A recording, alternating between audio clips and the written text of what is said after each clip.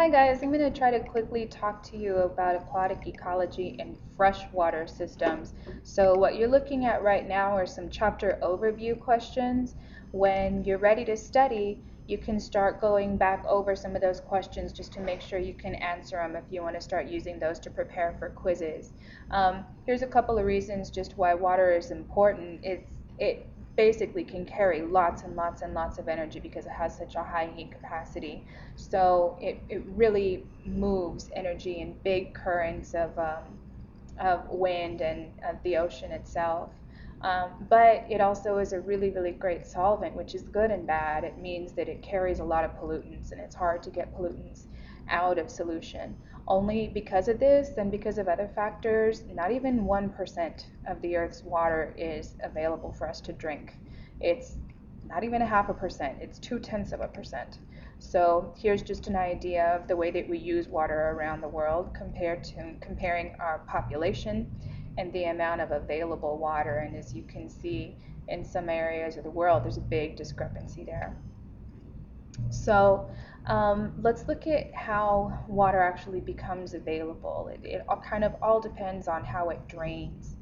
Um, and here it is in a graphical format, and it's the water cycle just like you guys learned when you were little kids. So the precipitation falls down, and there's kind of some choices. So it can become part of the watershed that runs down the surface. It can evaporate back up into the air, or it can trickle down into the groundwater. And from any of these places, it can kind of like, switch places. So from an unconfined aquifer, it can become part of a lake. It might be pumped up, and it might become, again, part of the runoff or part of what's evaporated.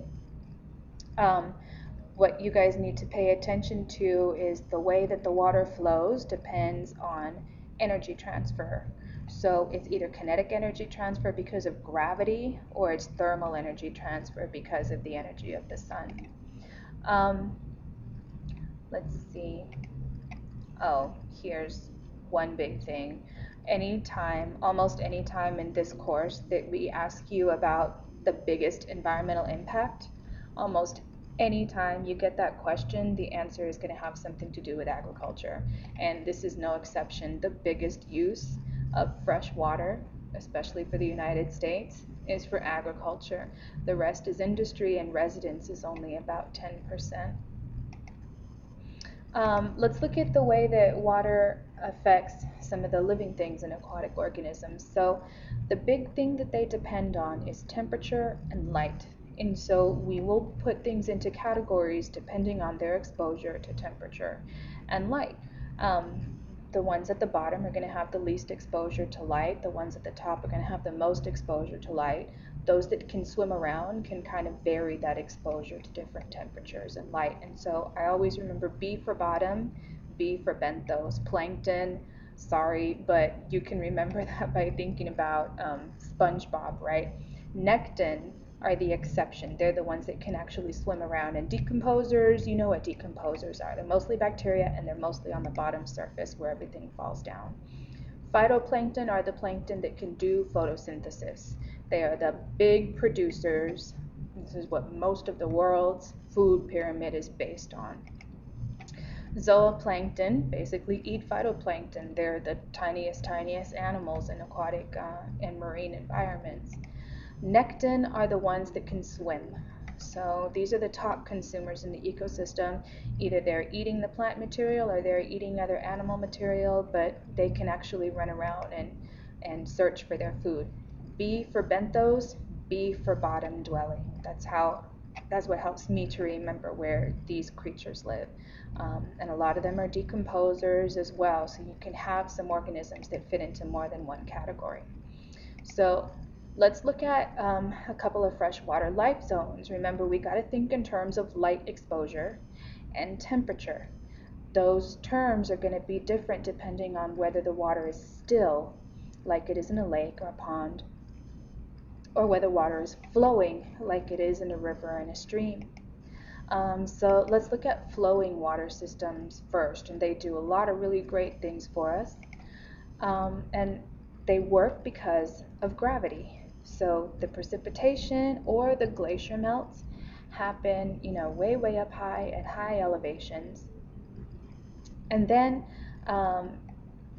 other water gets added to this mix. So as the precipitation is falling on the rest of the watershed, and remember the watershed is not the water itself, it's the place that the water falls onto. And as the rest of the watershed gets rained on, more water starts trickling into the river, the stream system. Well, water is a great solvent, and so that water is going to start to wash away some soil. It's going to start to wash in some nutrition. If we're not careful and we use too much fertilizer and we use too much pesticide, that's all going to get washed in here too, and we'll have to deal with it downriver. And remember, nothing ever gets washed away. We have to also think in terms of temperature. So here, obviously, at the high elevations, look at those glaciers. The water is going to be cold, and because it's cold, it'll be rich in oxygen. You can have those big organisms that depend on that oxygen. Further downriver, that water has already had a chance to warm up, and it's mixed up with this water from the land, and so now it's going to be really, really rich in nutrition, not nearly as much oxygen as it had up here. So you'll have lots of small filter feeders, and if you like to go fishing, if you want to catch the big fish, you got to go to the cold water. If you want to catch the yummy filter feeders, then you go to the slow moving murky water. So here again is a summary of the headwater stream characteristics. This is oxygen rich, it's cold because it's up high. Downstream characteristics, the water moves slower. There's not as much of a height gradient, and so gravity doesn't act as much to speed things up. You have less oxygen, but you have lots and lots and lots of nutrition, so you end up growing algae, bacteria, gets stinky. Gravity is the main energy source. Standing water ecosystems live in layers. Sorry about that, guys, there was an announcement. So again, we're depending on temperature and access to light. Littoral zone, I think of that as where the little plants grow. Limnetic zone is the open area. L for lots of light. Again, L for lots of light because that's shallow water. Profundal zone is deep, it's profound. That's the deep open water. And the benthic zone, B for benthic, B for bottom. So here it is graphically, right? Littoral is near the shore where the little plants can have enough room to reach the sun and plant their roots. Limnetic zone is where you go fishing in a boat. That's the open water, but there's still enough access to sunlight. Profundal zone is the open water, but it's deep, it's profound, it's deep. The water's too dark there, there's no photosynthesis. Alright, so you definitely have thermal stratification. The water's warmer up here, the water's cooler down there, and you have this funny thing happening during this change of the seasons, and we'll do a demonstration that'll help us to understand that a little bit more.